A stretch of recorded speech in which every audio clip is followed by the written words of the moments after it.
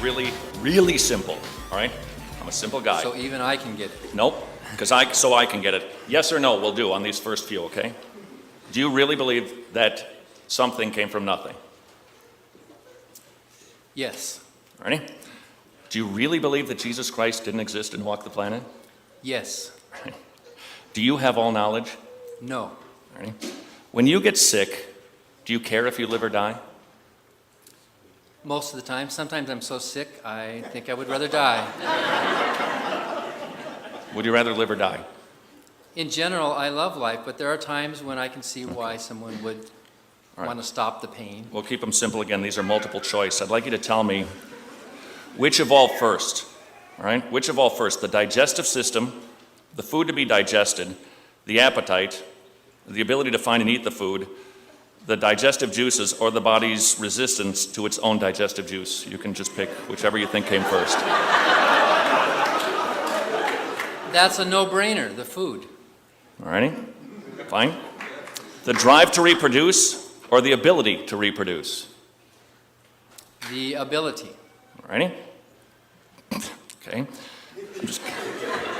How do you know that?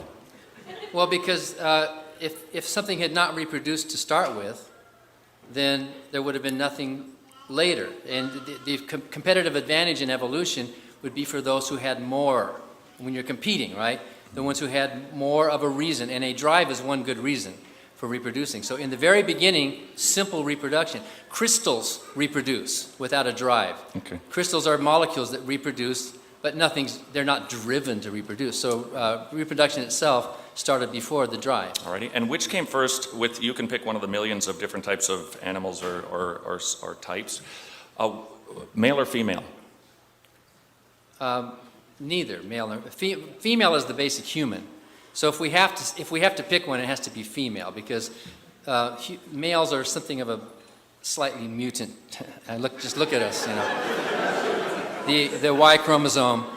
It's the females who have the babies. It's the females who reproduce. And in many species, reproduction happens without sex. What were they doing before the male then evolved to be a male? There are species that reproduce without males. No, but when they got their female reproductive organs, were they just waiting around for the male, or was it just really good timing? Well, the reproductive organs themselves also evolved. There are many, in fact, sex is de-evolved in some species. There are some species where humans have gone extinct, males have gone extinct, and then the females have found a way around that to continue reproducing without sexual reproduction. So. Mm-hmm. Which came first, the bones, ligaments, tendons, blood supply, or muscles to move the bones? I don't know. How would you answer that? I wouldn't answer it, I don't know. God made them in I suppose the bones, a because split second when he spoke it into existence in 6 24-hour days.